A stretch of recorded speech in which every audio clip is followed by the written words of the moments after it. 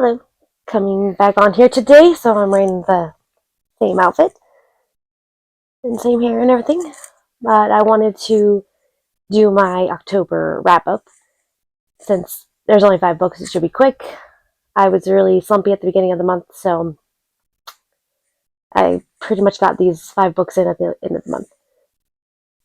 And, I mean, 5 isn't bad. My average is usually between 4 and 9. I prefer when it's 9, but it is what it is. So, the first book I have is Witchfish by E.F. Watson. Obviously, this one was pretty quick, and I gave it a 5-star. I thought it was adorable. Absolutely loved it. If you're wanting a cozy romance, and it does have spice in it, I would definitely pick this up. And I don't want to say much about it because it is so short, literally 90 pages. There you go. Then I have Pretty Little Killer by A.J. Merlin. This is the second book in this series. So again, I don't want to say much. The first book I gave 5 stars. I absolutely loved it. Dark romance, so if you pick this up, make sure you read the trigger warnings.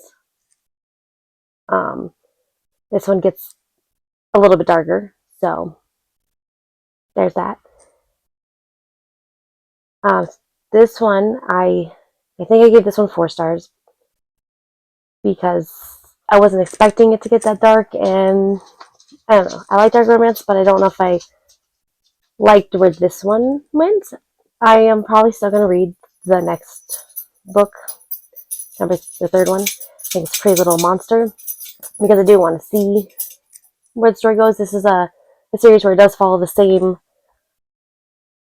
couple, or there's 3 in the couple, so it's the same ones through the whole thing. So I want to see what happens with them. Then I have Foe by Ian Reid. Really just picked this up because I read I'm Thinking of Ending Things by Ian Reid, and I really liked it for what it was. And also his books they're pretty short too. This one is more, he says it's a thriller, but it's I think it's more like kind of sci-fi-ish. And I did give this 4 stars, but the more I think about it, I feel like it should have been more like a 3 or 3.5, because the ending, I just feel like it didn't really give you much of a conclusion. And then I actually went and watched the movie after I read this, and I personally liked the movie more. I felt like the movie gave you more of an ending. That's what I wanted from the book. So I don't know if I'll leave it at a 4-star, if I'll go and change it to a 3, but there's that. I mean, I definitely think the book had a lot to say. It's kind of about relationships and marriage, so I mean, if you want to read something about that, it's good for that. Then I have Scritch Scratch by Lindsay Curry. This one is a middle grade. Well, they marked it as YA, but it's middle grade. I think it even says in here, yeah, ages 10 and up. Middle grade horror. And I actually thought this was pretty good for a middle grade. It was actually a little spooky. I felt like a lot of things in this book were handled very well. The author, yeah, she did very, very good handling the situations, that you go through in middle school and all that. And like I said, it also had its spooky moments. Like the tagline here is, something terrible followed her home. I'm trying to drift off to sleep when a faint scratching sound starts up in the wall behind my head. Scritch, scratch, scritch, scratch, scritch, scratch. They're pretty good. I just saw this too, that the author thing says that she lives in Chicago, Illinois with her husband and 3 kids. She loves coffee, Halloween, Disney World, and things that go bump in the night. So that pretty much sums that book up.